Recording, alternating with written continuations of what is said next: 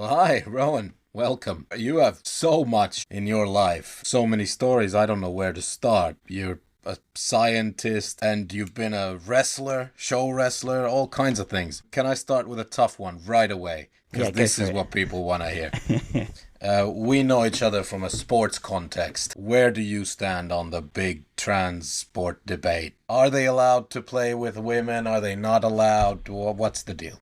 I think ultimately there should be some threshold at which you do allow integration. I don't think that should be the next day after you.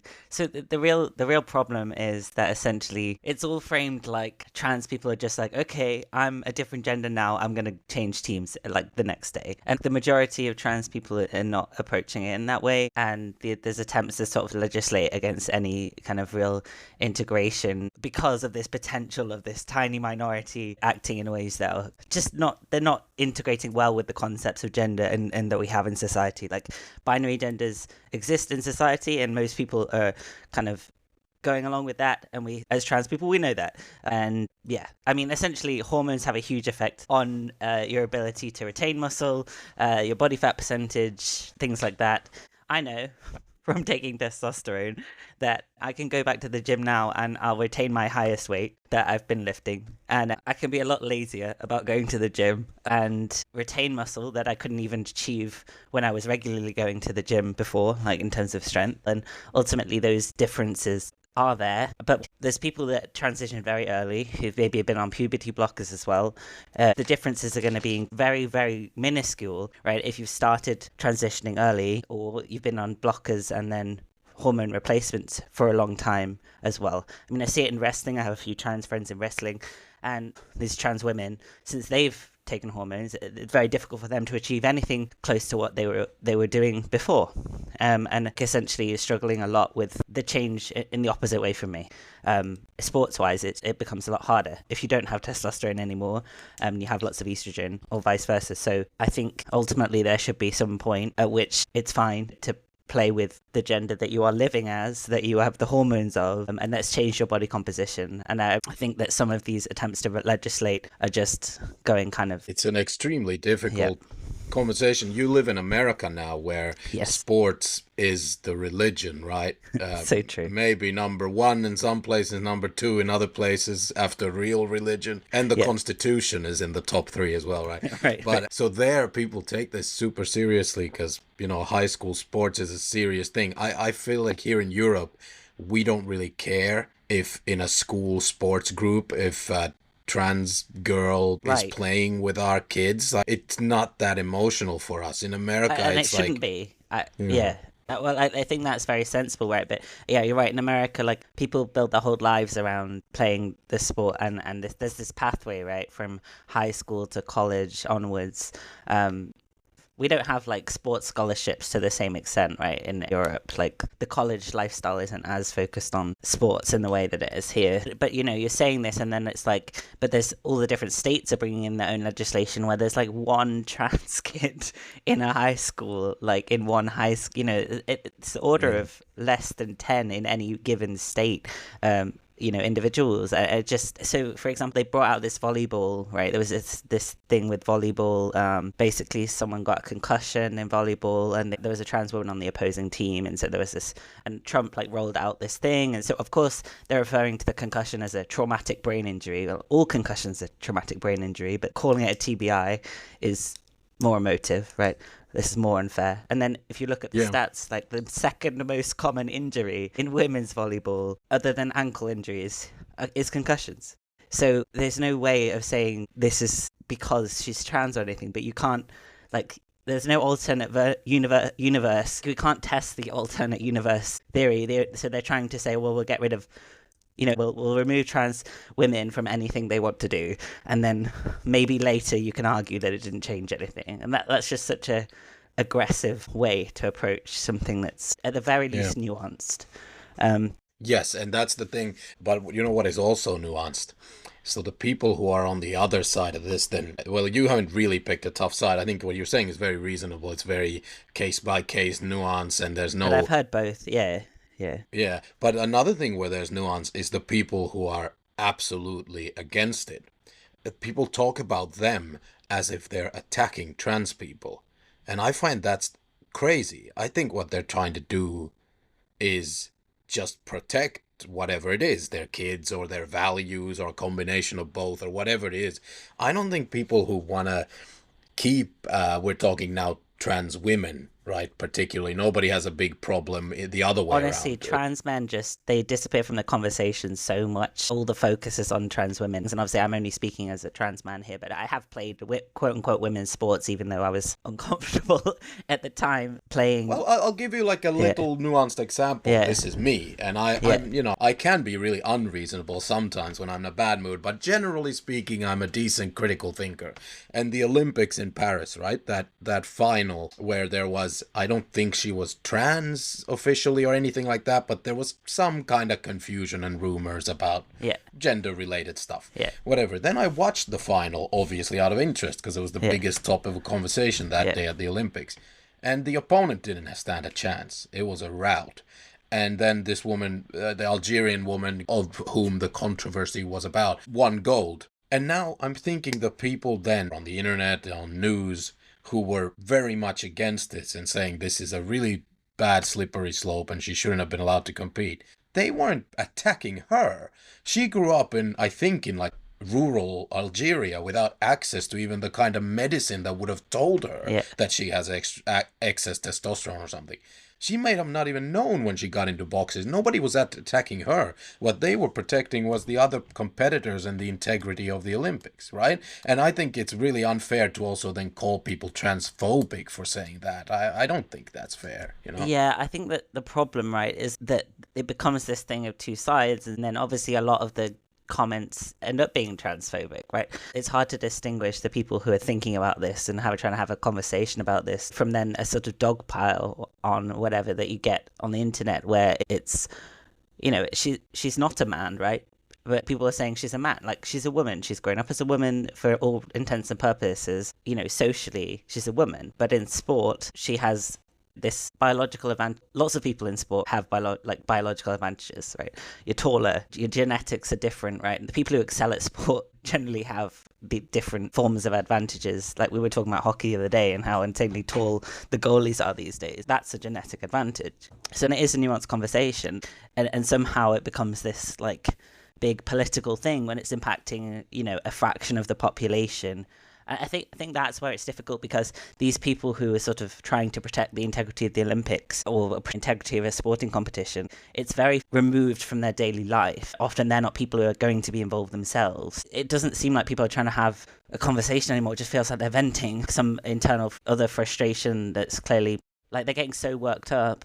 And this can be both sides, right? But they're getting so worked up on the internet about something that's so far removed from their daily experience. Yeah, and but sports, it's all emotion, and right, you add this extra really emotional topic to already a place where I'll tell you how emotional sports is. I almost got into a fight playing beer league yesterday. Seriously. I know, I believe we do count goals, like there's a real match going on we do count scores, and we do try to win, but seriously, beer league in the UK, there's like 8 people who even know the rules of the game. So, and then you introduce like trans people, then people, their minds are blown, they can't handle it. Right. I think that's kind of another factor that's interesting to think about, which is that sports are also this like socially acceptable way for people to have emotions, even if they're not playing. There's like a lot of aggression, emotion publicly that people are having about sports, and people are allowed to scream and shout for their teams. So it's kind of interesting for me at least, to think about, sports, there's adrenaline running, you're like doing your physical best, like absolutely, the people who are doing it are emotional. I've been there too, right? Like I've definitely got very emotional playing sports myself. But it's interesting how there's this like pseudo aggression, which I think in the UK it's actually more of these like football fans fighting each other, right? In the US you have like just a very emotional crowd, and so then I think some of that gets brought across, and it's thought of a bit more like a debate rather than these things trickle out towards, are we going to let people just live their lives and use a stall in a bathroom? Yeah. I don't know, this might be Yeah. like the worst, most offensive idea ever, but what about like the Rainbow Games? With none of these traditional rules, then you don't have to touch the holy institutions of the Olympics and the Premier League and whatever, all these things that people worship. Maybe you do it in conjunction with Eurovision. It's like some kind of mega celebration of diversity and, or is that the worst? The They gay do? games exist, yeah, yeah. Ohio actually, I found out about these because Cleveland, which is where I'm based, Ohio basically hosted them about 10 years ago. And I wasn't here, but I was invited to like a celebration. It was like 10 years after we're going to celebrate the fact we hosted it 10 years before, which was an interesting, yeah, it was an interesting event. But I mean, I think the reality is that the boxer, for example, she's just lived life as a woman. Everything in her life is like she's doing women things in a gendered society, and just doing well at the sport that she's doing. I think the thing with it is that you're going to have to bring the nuance in again. Okay, so at what point do we? I mean, they have testosterone tests for the Olympics, and these tests exist, these blood tests exist, etc. And she was below the thresholds that the Olympics had set. And I think testosterone limits are a legitimate way to go about it because most trans women have gone on that suppression and hormones and everything. So I think, okay, there's two parts, right? So one part is that when do you make someone change? When are you like, okay, you can't play with us anymore, you have to go over to your Rainbow Games? And the second part is that lots of trans people just want to, like, their lives don't revolve around being trans, and they're just kind of getting on with their life. And it's not a great argument for like world sports because I think you're just attracting a lot of attention. Like, people are going to know if you're trans or not. But my daily life, like, I don't go every time I introduce myself and say, hi, I'm Rowan, I'm trans. And basically there's lots of situations in which I'm just Plus, you don't assumed. need to, by the way. You look Right. great. This is Thank audio you. only. I should tell people you look fantastic. I wouldn't know if I That's met you for the exactly it. first time. That's the thing. And it's like testosterone's lowered my voice. I have facial hair. It's very blonde, so it's hard to see. But essentially, just people don't know. You don't know. And there's the problem with all these restrictions that you're trying to put is that a lot of them force trans people to out themselves, or disclose things in just ways that are like so unnatural, and just also put us in line for a conversation I don't want to have. I don't want to every time I do anything. And sports is obviously a great example of being active and things like Yeah. this. I don't want to have that conversation every time that I'm doing anything, especially when in every other sense of the word I'm just blending in. There's lots of trans women, especially if they transition earlier, especially if they've been on hormones for a long time, that you wouldn't know either. But then there's like, I understand, obviously, in the daily life of just all your just normal, everyday trans people, which is a fun sentence for me to have you just said. I love that. Your normal, everyday Yeah, trans people. Obviously, then we shouldn't be like boxing them out yeah, into a different gym and a different league yeah, and whatever. No, play beer league with us. Who cares?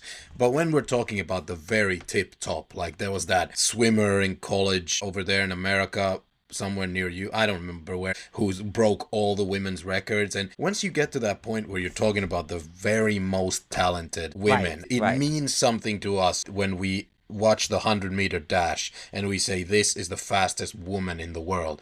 People don't want to but at the end of that sentence. This is the fastest woman in the world, but she was born biologically male. People don't want that because it means something. The very top of sports has some kind of meaning for Yeah, people, right?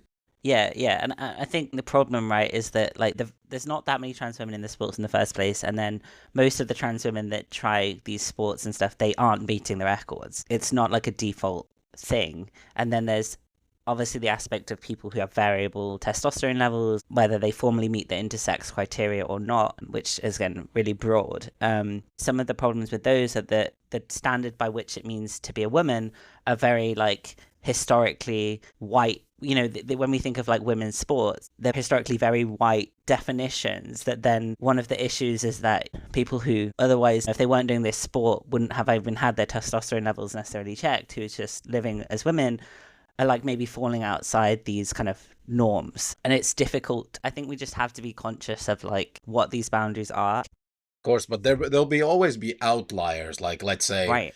I don't know, in a amusement park, you have certain height restrictions, but technically someone who meets those restrictions might be so skinny and slippery that sometimes they fall out of Yeah.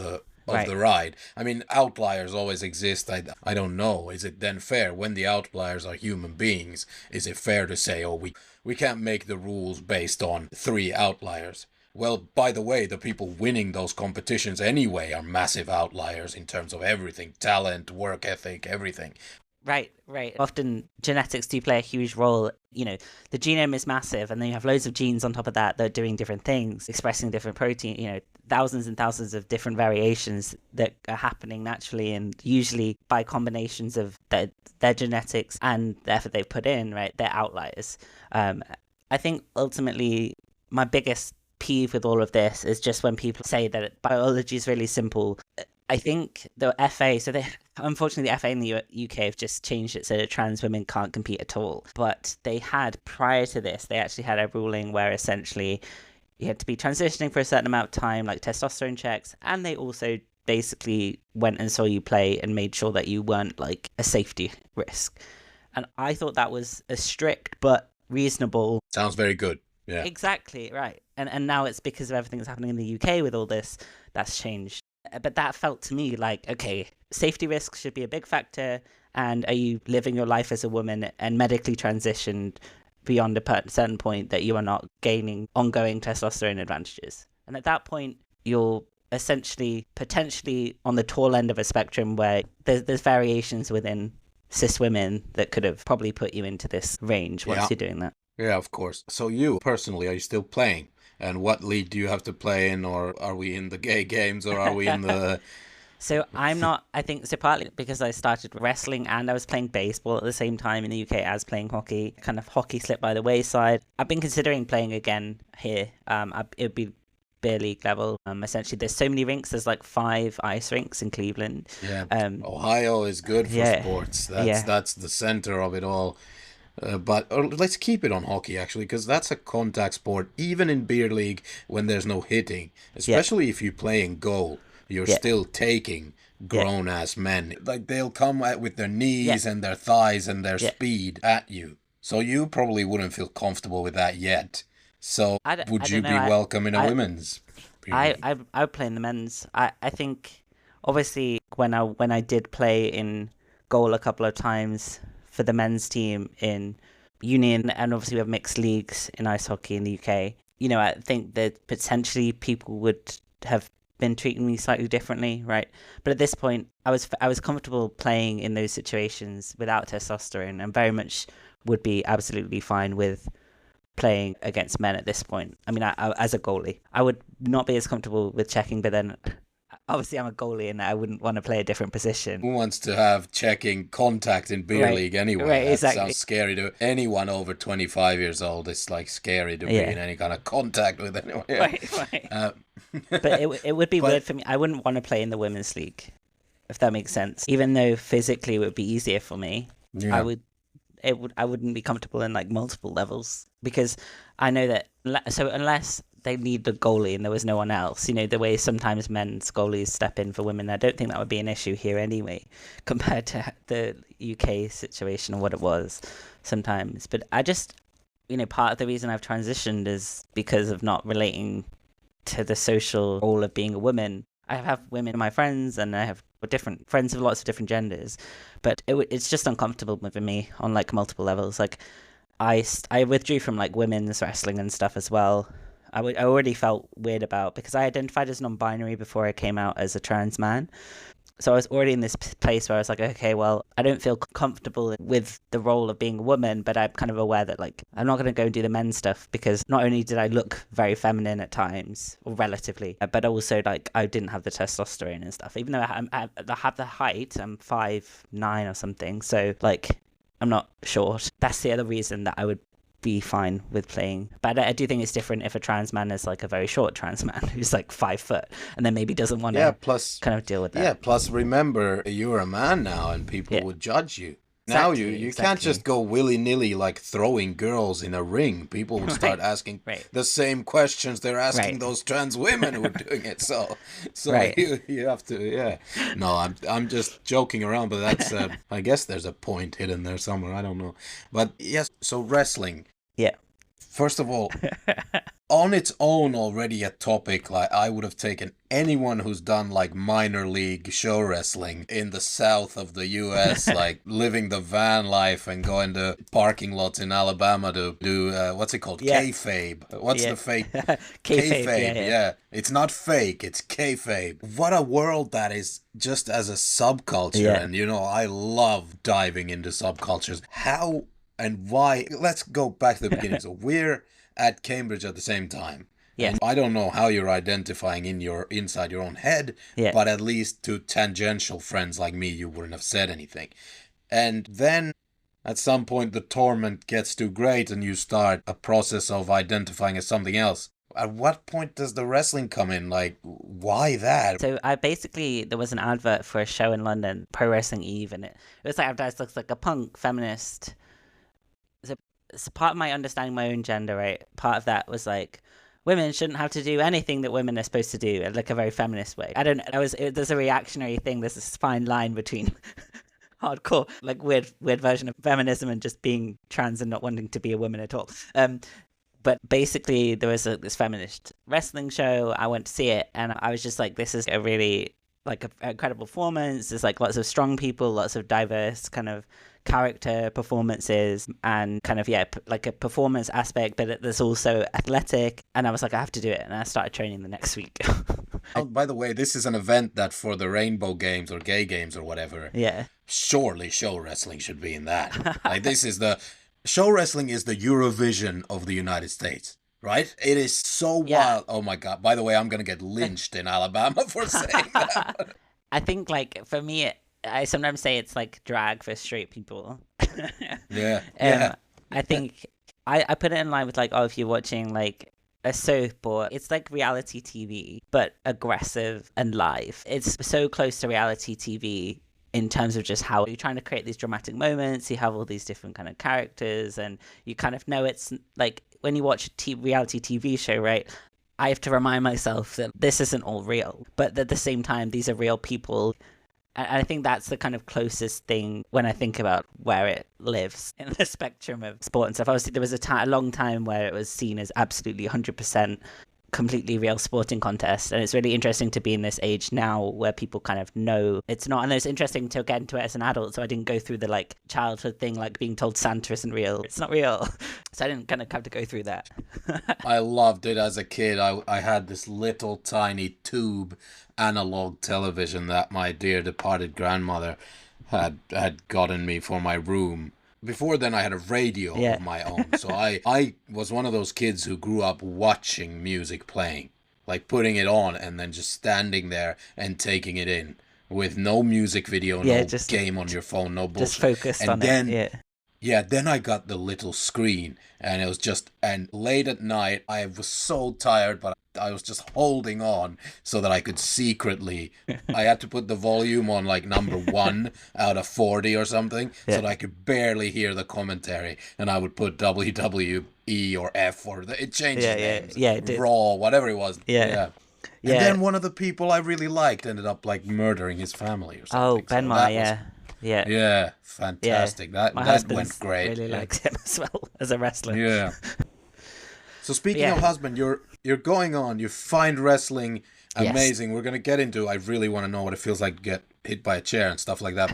But first, let's do the lifestyle a little bit. Yes, yeah. You're in a relationship already back then, and you're traveling with someone to these things, or So as I was starting wrestling, I was also heading towards my first divorce. So I think, yeah, PhD time. I didn't live in Cambridge. I actually lived in a town kind of 40 minutes out. I was doing wrestling and stuff, and I was going around the kind of local area, but the British scene's a lot smaller, and when you start training as well, it takes a while before you're kind of on shows, and then often you're on shows sort of in your local area. So I didn't do so much traveling in the UK. I trained at a school called Ultimate British Wrestling in Stevenage, and a school called Hustle in London. But I met my current husband, through that. We were friends for a while before we started kind of dating, but it's nice to meet a partner through a shared interest, and I kind of get to know them as a person beforehand. But it was quite messy at the time in terms of my divorce. The first divorce, did that have a lot to do with the fact that you were living a lie, or living an identity you didn't want to live? Yes, for two reasons. Because my first partner, she basically was coming out as a trans woman at the time. So two closeted trans people, when you're together and you're sort of living the life the other person wants, you kind of end up in quite a gender neutral relationship with a bit of vicarious kind of living through the other person and not really adhering to gender roles at all. And so then when one person comes out, there's so many questions, because it changes. I knew I wasn't a lesbian. It was one of the reasons that it took me a while to understand that I was trans, is because a lot of trans men like women, and they exist in the lesbian community before they come out. But so I like men, and I'm not a lesbian, so it didn't fit with me. And so then I think when she was transitioning, I just wasn't. It made me feel like uncomfortable, because it wasn't fitting with my identity, and then it also made me go, oh, wait a second, like, if we're taking gender seriously here, like, if you're taking it seriously, maybe I should be taking mine seriously, and, like, you're going to do this, live as your true self, and I'm not doing that. And now if one half of you is fixing things, I kind of felt like in a limbo of, like, what am I doing? I can't just live in this bubble forever of pretending gender doesn't exist. Yeah. And overall, I told you this privately, overall, I find it sad that the people around you had no idea. I would have thought I was the kind of person that you could just say that as an offhand comment. I've said this before, just in dinner parties. If there's any closeted gays in the room, you can tell me, just privately, just to test to see how it goes. Yeah. Because I'll make a dick joke about it and then move on. And I guess, it's a little bit sad, but also then there's this like massive confusion where I think you probably lost a lot of friends because people just don't know how to relate to it because they have no idea what's going on. So what about friends and family? Did anyone just go silent or? Yeah, so it took me a while to I told my sister, I told my ex-wife, because obviously she was trans, so she understood that. Called Luke, my current husband, I was telling him as I was kind of working things out. I told my sister, because I think siblings, you can be very close to a sibling and you grow up together in the same environment. And I know what she's like as a person, and I kind of just knew that she supported me regardless. But with my parents, so my parents are great with it, but it took me a while to tell them. And part of that's because our household was very weird growing up. So my mum had like several miscarriages and like full-term deaths of babies. And then essentially she would cry anytime the idea of a baby boy or a boy was brought up. And so it's like us two girls in this household where it was like, we're definitely not boys, because otherwise she wouldn't be so upset or something. This is like a very weird situation to be in. And so I was just worried that if I came out to them, I would bring up this idea again. Had this idea in the past of like, oh, I'm bringing up boys, and you could, that maybe you can never see me like that because you have this attachment to this historical trauma or whatever. But they were actually really chill about it. And partly my mum she's not the most feminine, like gender rolesy kind of person anyway. My parents are probably quite neurodivergent if they had any labels. And sometimes those things go hand in hand. But it took me a long time and distance to like get away from like feeling like having to live that, idea that they had of me. Yeah. But I'm sure for them and for me with other trans people I've had tangentially in my life, I think the name thing is probably tough when you've called someone something for years and years, I think. How bad is that? Is it called dead naming? Yeah. Is that like really offensive or? It's only offensive when it's done intentionally or maliciously. And I think that's the place where people kind of get really stressed about it.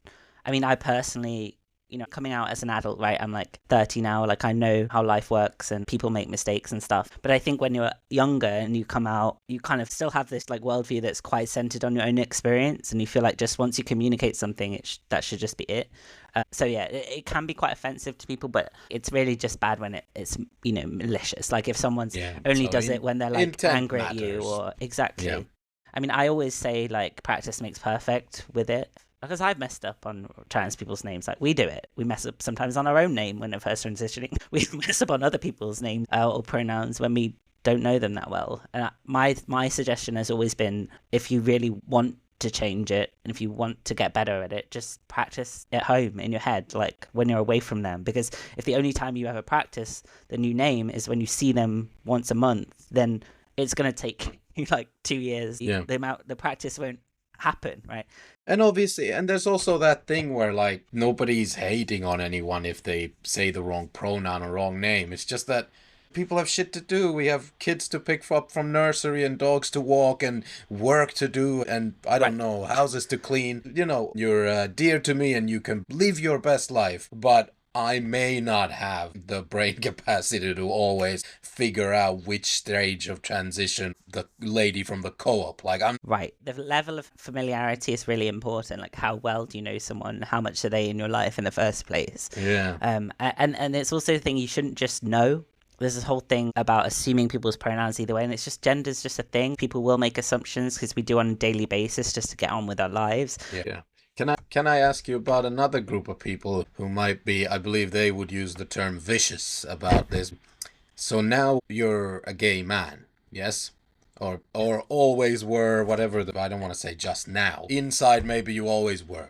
But what about the gays? Are they, like, when you go to a gay bar, now you're a gay man, are there any people there who say, no, you're not one of us, you're not a real... So again, they don't really know. So those who do know, very welcoming. But they're the people I've stayed friends with. I think there's definitely, people on the internet who've said things one way or the other.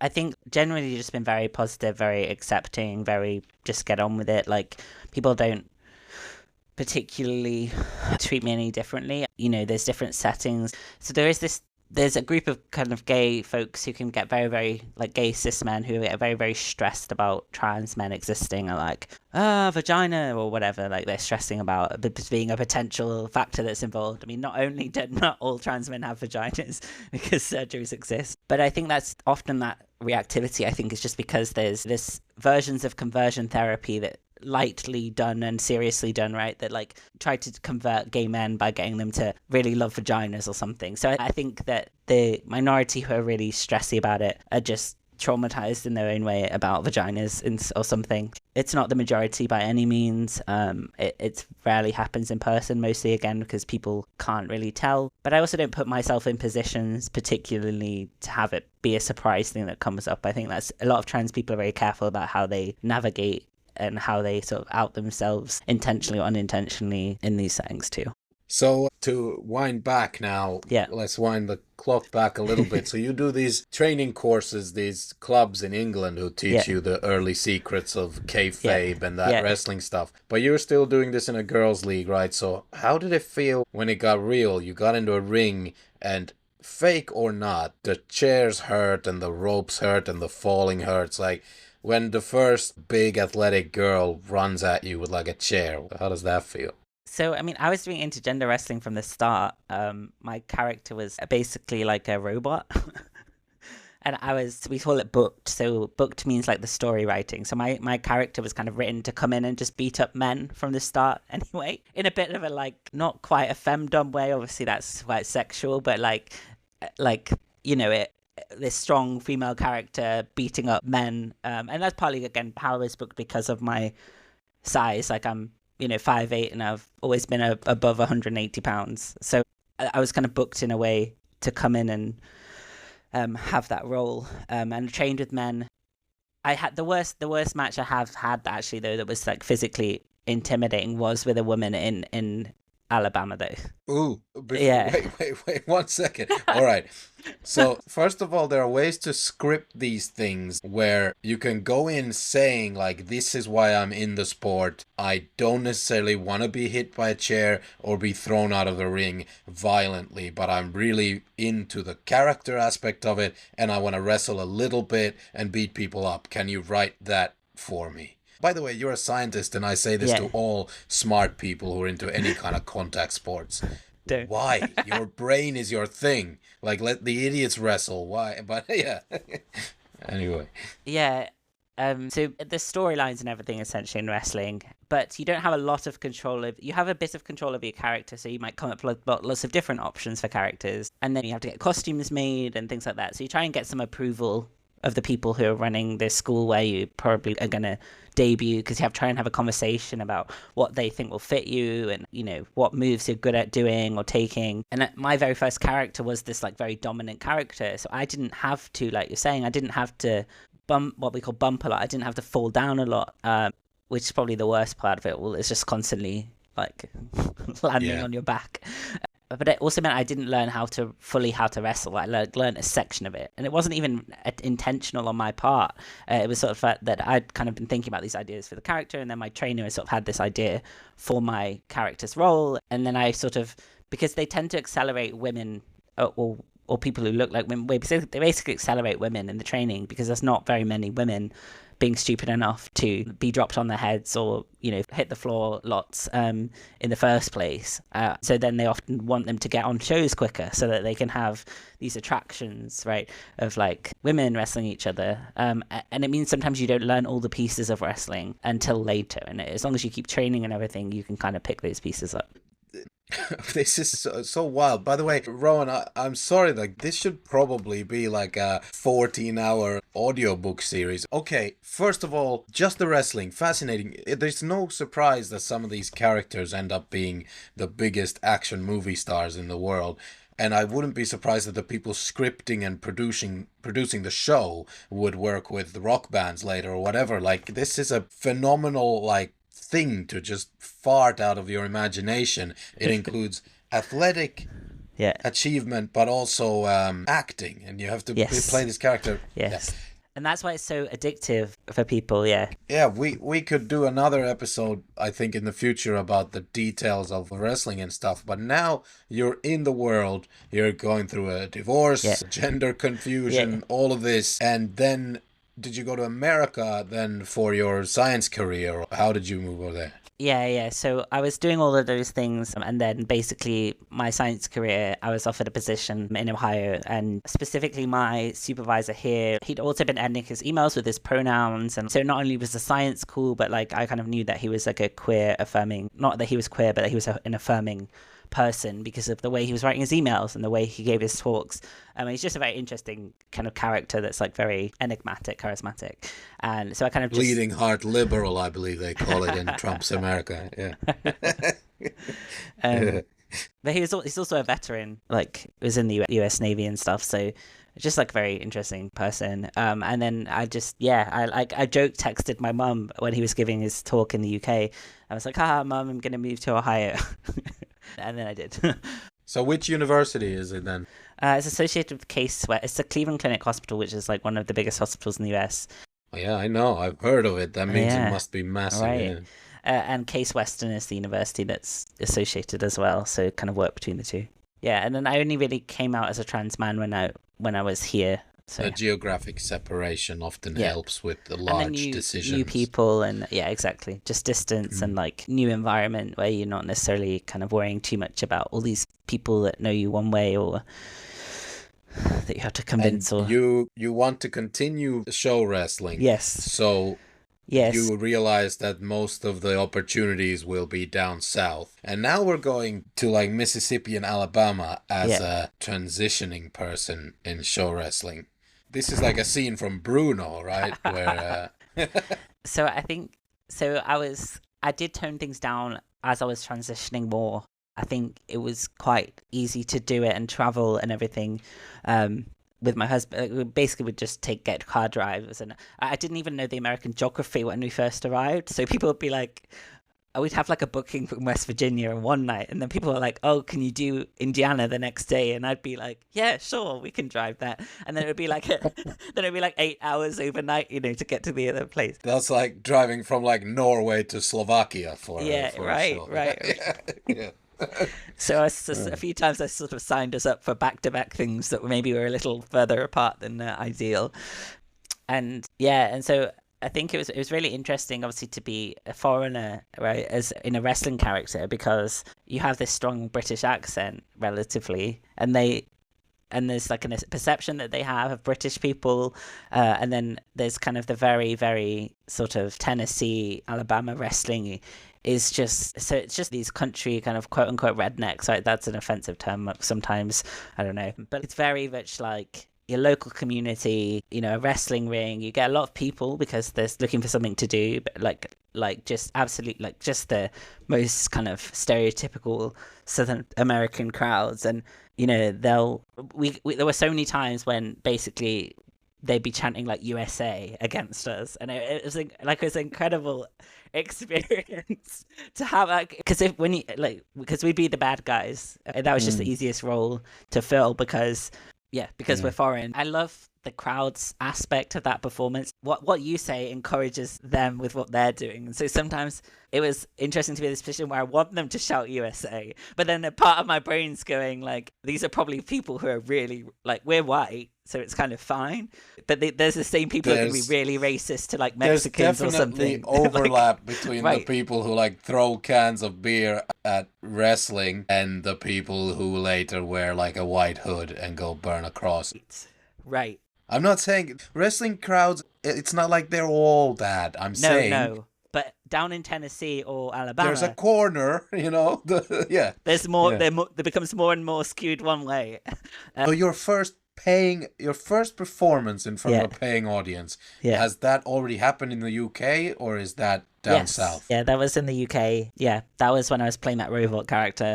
Yeah. Did you feel like to be paid for anything that's sort of creative is quite a cool feeling for the first time? I think so. Getting paid, it's like not a lot, and everyone gets the same, like it's nice, but I think the biggest things that stood out to me were things like signing autographs. So when people want to buy your photo and have your signature, or they want a photo with you, like that was really cool. Again, it's about the idea that they think about you outside of this one setting, right? I think that's like this element of like permanence that you have as a figure in someone's life. Even if it's tiny, it's still, I think that's what was kind of, moving. But honestly, the most honored I've been by a fan in a situation was a girl in Indiana. So we used to wrestle in Indiana, which is a fair drive, but like fairly regularly, and like big team. And she did a full-on cosplay of me. She came to the show dressed as my character, had like made herself a version of my outfit, and it was incredible. Very cool. Wait, what league are we in? So is this like a talent pool for the WWE? Do they run minor leagues, or is this completely independent? It's completely independent was a lot of what I was doing. Now, WWE do run things more, and there's an evolving program at the moment. We know a couple of people that have been signed to that. They had a UK program like WWE NXT UK at some point, which again, I know people in that. My wrestling has been, I did some extra work for WWE and AEW, but in terms of the actual wrestling, it's been independent shows. So it's like being a gig, a musician. You sort of have to get yourself booked to sort of promote yourself and get down there. But this independent show, someone was doing a kind of a full version of me, and I actually involved her in because I was the bad guy, right? So I got her to like come up, and I was like, okay, I'm sure you've all noticed this person's here dressed like me. I'm like, there's only one of me. Like, how dare you? Syndrome. So you gotta play the character to the end. You can't. If you're a heel, is what they call a bad guy. Yes, exactly. Right? The heels. If you're a heel, then you can't be all nice with the little girls in the audience or anything. Yeah. So in the South, the crowds in general, how many are we talking? What size of venue? Is this parking lot? Is this hockey rink? Where are we wrestling? So sometimes it's like school auditorium, gymnastic places. It has been like bars and stuff. I think when I'm thinking down to Tennessee, it was like this fire station, I think. In Alabama, has been a theater. And so it's usually a couple of hundred people is sort of the ballpark for these kind of things. So enough to get a bit of a thing going. I had a couple of thoughts. First of all, they call this in America, they don't call it show wrestling, they call it pro wrestling. Pro wrestling. And that's because real competitive wrestling happens in college and then in the Olympics if you're the best of the best. And that's all amateur. If you want to make a living wrestling, you have to get into this, right? Yes. Yeah. But as I say, the pay is not independent level. You're not in it for the pay. No, I'm assuming you did it because you have like some kind of death wish where you're like, okay, I'm going to be a little bit gender fluid and go to Alabama. Exactly. And this is also one of their religions in America. I'm just going to like defile all their values in this ring with my British accent and my Cambridge PhD and all that. Yeah. Yeah, I did like, I love the, I say you have to love a little bit of this ego as a goalie sometimes. There's just like this element of attention that I think goalies get a little bit because there's a focus on this specific position sometimes. And I think I've always just had this, I like the stage and performing and things. And that's definitely part of why I've enjoyed the wrestling. But the gender stuff, actually, as I've transitioned, I've kind of become less compelled to wrestle in the same way. Because I think there was this element of like performing gender in this it's quite a masculine space, even though I was being perceived as a woman in it. It was still like a hyper masculine kind of fighting environment. And I think that there was some compensation for me there of getting some kind of weird forms of gender affirmation from it. That now I'm like, well, I just get to be a man in my daily life. I don't need to go and, get hit in the head. I mean, you were saying about a chair, but like getting hit in the head by a chair was the reason I essentially stopped. Yeah, I had a couple of serious questions there. Like, yes, number one, concussions or any other bad injuries? Yeah, I probably got concussed. The problem is concussions come on a scale, and then people are knocking their head in training all the time and not really taking it that seriously. But there was a couple of times in shows where one time I took a move and it was a power bomb, if you remember power bombs. I was doing mixed gender tag stuff, we would always be wrestling against teams of men, again, because I didn't care. Basically, I just got this move where I got power bombed, and the way I got placed down, my knees were above my head, and so I got kind of what we call stacked. And essentially, I hit my head a bit on the way down more than I would like to, but then also my knees hit me in the face, and like that one was kind of not the greatest placement by the other person, but also like I definitely could have. There were more things I could have done there to protect myself. In terms of the big one, and then I think I had like. The problem is in science you have like constant deadlines and grants and things that are due in, and so I was tired from driving around all weekend to these shows, but then also if I got concussed or anything, it would be like the next week I'm not at my level doing my job the way I'm supposed to. Yeah, this is all massively dangerous and stupid if you ask me. And now that you tick all of them diversity boxes, there's a way to love this sport. It's TV or radio or whatever. You can get the jobs just by showing up. Use the card, Rowan. Use the card. They're taking away the protections, so I don't know if I can get them anymore. All the grants are going for everything here, so... Yeah, well, we'll get to that in a moment. But I wanted to say about the chair thing, though. So basically, wrestling, like, you plan out some parts, right? You have some discussion, and then there's improv in the middle of it. You've only met the person on the day, or people on the day. So you only have, like, an hour or so to plan things out and remember them. So you don't always plan everything. But you do tend to plan the important parts just to make sure that nothing messes up. But I was in this tag match, and basically, the guy in the team... I was working with his tag partner in the ring, doing stuff there, focus inside the ring. He, from outside of the ring, decides to throw a steel chair at my head. Not good. No. So it cut me. We're the bad guys, right? So we have a little bit of a thing to climb because people perceiving me as feminine, so we're slightly underdogs sometimes, but these guys weren't too big. But then I'm the bad guy, and now I'm bleeding a few minutes into the match. It's like, not only is this annoying, I'm there going, I've had my blood testing. I don't have HIV. I'm worrying about their safety in the ring while we're doing this. The other guy's crying because he threw a chair at me. Oh no! And I'm bleeding everywhere while trying to be be a heel at the same time. And it was a mess. That was absolutely his fault. What an awesome world this is. I have to go visit the scene, look at what's going on. Yeah, especially down south. I'm looking for more gonzo journalistic opportunities for this podcast. I think that's one. You said that part of why you didn't feel the need to wrestle so much is that much of it was living out certain roles, maybe, or certain gender stuff. Now that you've, I don't know if you would call it transition to the fullest of where you're going to go, that's your own business and your medical information.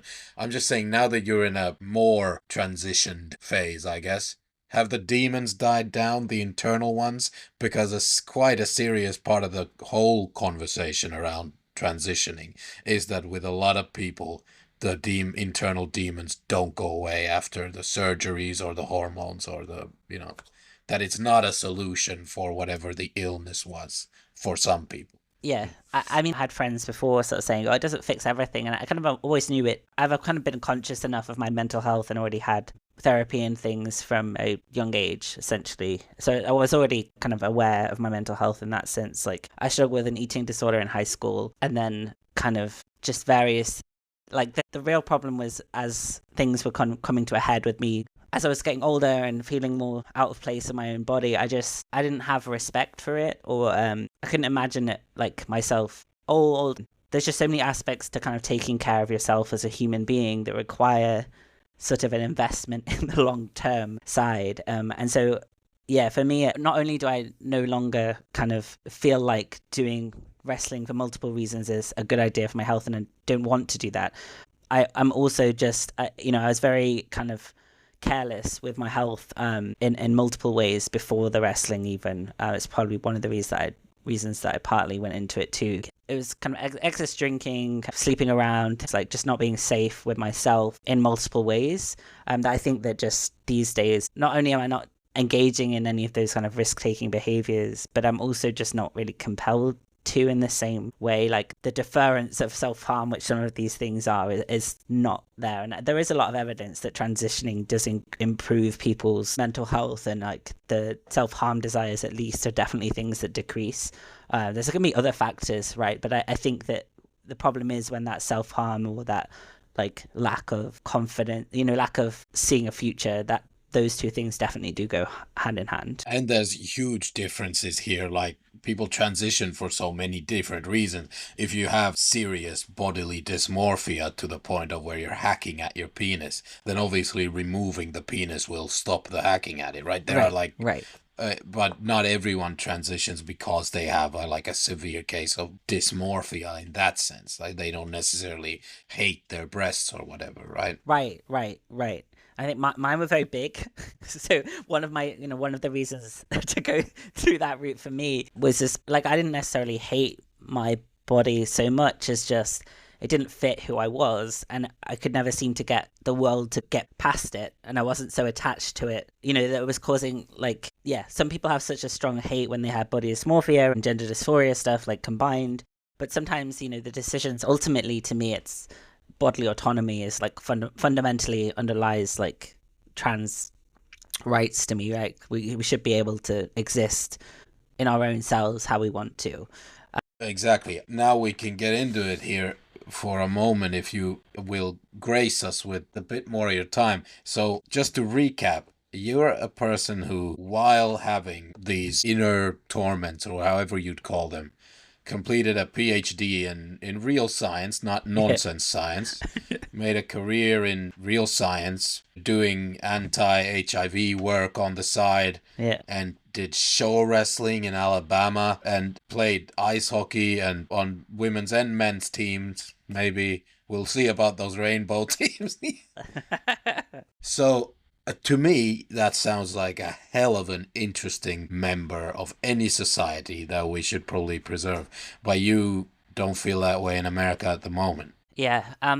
If I was thinking about moving to America right now, I don't know if I'd 100% make the decision to do it fresh. It's a big decision to move. There's a lot of things that you have to kind of get used to, new places, new people. And right now, there's just so many issues in America, also beyond the trans stuff. But ultimately, the government have come out to say we don't recognize trans people. Gender, they basically say gender isn't a thing. So there's only sex, which for anyone that's studied any humanity for any length of time could sort of at least conceptualize the social, Yeah. social That structures that exist. that sentence is a little bit incomplete. Either at the beginning or at the end, you could say something like, when we study biology, then we only have sexes. I mean, in society, obviously, Yeah. gender is also a thing, right? You'd have to be a relatively blind dum-dum to not see that. Right. And the US government says gender doesn't exist. It's only sex, which is defined at birth. So they've removed, transgender people. It's essentially that transgender people don't exist. Like, we are just kind of mentally ill or whatever. Just basically trying to erase the fundamental existence of trans people, despite the fact not, them existing across many cultures for many millennia. So people are having trouble with passport things. I'm on a visa. I'm concerned that despite my presentation, yes, I can look a bit fruity sometimes, but people generally assume that I'm a cis man. Despite the presentation, my medication, and all my UK documents being in position, that there's actually a chance that they'll put an F on my visa, and then the problem with that is, of course, just that's a huge piece of identity documentation, and then flags me up in multiple situations as being a trans person. When you combine that, that would be annoying. But if we lived in a society where there wasn't this intent to erase our existence and aggressively, there are people who are aggressively transphobic. Black trans women are at the highest risk of this. They murdered at a ridiculous rate in the US. And I'm obviously in a privileged position to be especially a larger and white trans man. But the risk is non-zero of being involved in someone being difficult, or even just excluding me from things that I should just be able to do, like just be able to go to a bar or just get on with my life if someone has an issue with me being trans. So I don't want that flagged up, right? And there's a big thing in science. The problem is as well that there's also this anti-science thing. A lot of these arguments tend to be based on like biology that is like the most basic level of biology, rather than understanding that hormones affect your gene expression. And then actually the biology itself is only static on the DNA level. It's not, the expression of DNA into proteins is changed by hormones. And so, biology doesn't say we only have this binary. It says we have this binary and we have intersex people, and then we have these layers on top of that give us a diverse range of phenotypes.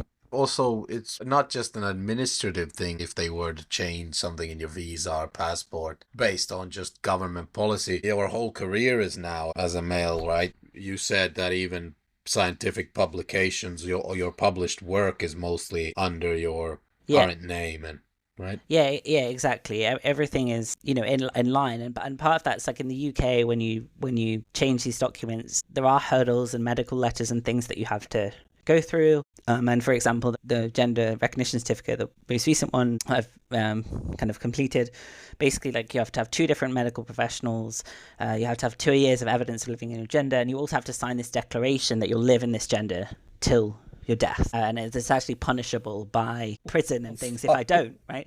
So there's also this element. No, I know. People don't realize this a real thing? Yes, it's a real thing. Is this a thing? This is a real thing. Yeah. This is the gender recognition certificate in the UK. So I've changed all of this, right? And yet they'll still want to, it's really weird to have a different country trying to then negate what your home country is trying to do. There's all these layers in the UK, and then the latest Supreme Court stuff in the UK is like saying, okay, all of these things, like 2 years of evidence, medical reports, and a declaration, but we're not going to see you as the gender that you live in. And as soon as you start bringing that in, it's just eroding this idea that, yes, there's a bar to pass, but there is this point at which we'll let you just get on, I say I'm not the most what we call stealth of people, because I want trans people to feel, especially people who haven't transitioned yet, to feel, comfortable that they exist and we exist. I'm not the most sort of stealth person, but I have changed everything because that is who I am, and I'm more confident in myself. And like one of the things in science that's been a lot easier.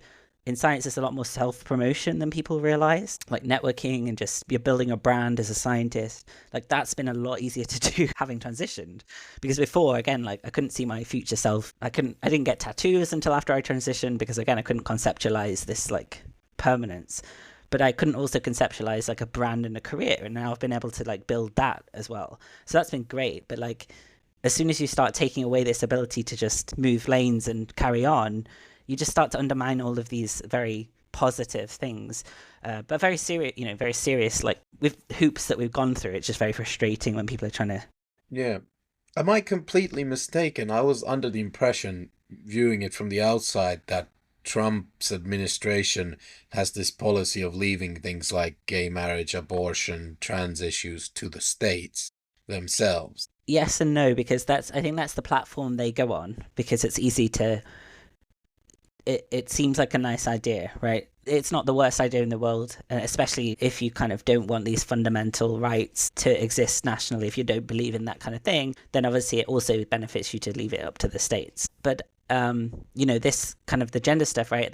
That's a federal level. The passport, they won't recognize that. The trans stuff, they've taken it off all the websites. They're going beyond just sort of.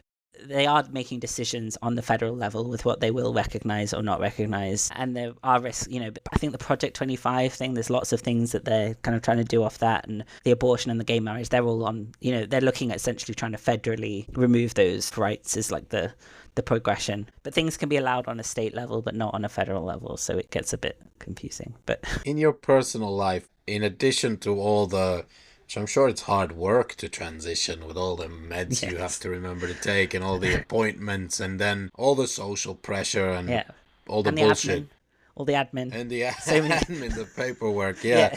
So now I'm sure you're over the worst you thought, and then this like wave of right-wing populism hits you. How is that affecting you personally? I'm guessing you can obviously get a job in the UK or in another more friendly country if you need to, right? Yeah. So I have on funding now that kind of prestigious funding, whatever. I'd like to stay in that position as a postdoc. I'd like to see that out. I do know that I can get a position elsewhere. It's just very difficult to like. I think there's some kind of proverb or one of those stories for teaching a lesson about like a frog that gets boiled. A frog won't jump out if you turn up the temperature or something. I'm worried about being boiled. Boiled as a frog. I see, yeah. It's hard to make the decision, right? What's too much and when do we, I don't want to travel right now because I don't want to run the risk of being refused entry back into the US because that can be kind of arbitrary. And they've been searching people's laptops and, the barrier at which they're refusing entry has become higher and skewed. Political movement care about political opposition generally. Like, you're not out there... I'm guessing you're a very reasonable person who has these like long form critical conversations about things. Yeah. If you're out there like with a sign saying fuck Trump, then he's gonna see you as a target. Yeah. But if you're not, then you can probably go on with your life. Are they really gonna stop people at the border who are, I don't know. Well, someone was turned away, I was reading about, it was like, they went on his phone and saw some like there were some anti-Trump sentiments or something. So the lines are sort of getting blurred, or the thresholds are kind of confusing. I think ultimately it's not Trump there at the border, right? So there's also the risk of like there'll be lots of individuals doing their work who haven't decided that today's the day to refuse entry to a trans person because the ideology or because I might have been annoyed about something on the internet once, right? But that threshold's getting so much easier, but it just depends who's implementing it. You're a wrestler and a hockey player. You're part of America's soul. They're not going to get rid of you. Yeah. It's been frustrating.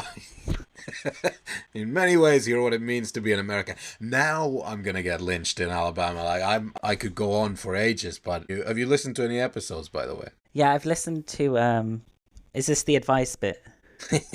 Yeah, we finished with public service announcements, but before then, I wanted to ask a couple of questions. First of all-time greatest wrestler. Bull Nakano. Bull Nakano was like, she wrestled all the men, and she was like this giant Japanese wrestler who like did loads. I know. Yeah. Like Bull Nakano is fucking sick. Okay, is that your all-time favorite though? Let me think. I also just really like Randy Orton. Yeah, there we go, yeah. So they'd be my duo. They're my faves. Okay. No Stone Cold Steve Austin. Too Republican, is he? Or I think because I only got into it as an adult, that I sometimes have a different perspective watching matches back and Yeah, watching old things back. yeah. Um, There's obviously Hulk Hogan. I could never choose. I would say yeah. For me, I'm going Triple H, the game. nice, nice. The The game. Motorhead entrance music. Yeah, Yeah, yeah. Awesome. And another question, who's winning the Stanley Cup? Because we're telling the listeners to the bet the Jets. house on these picks.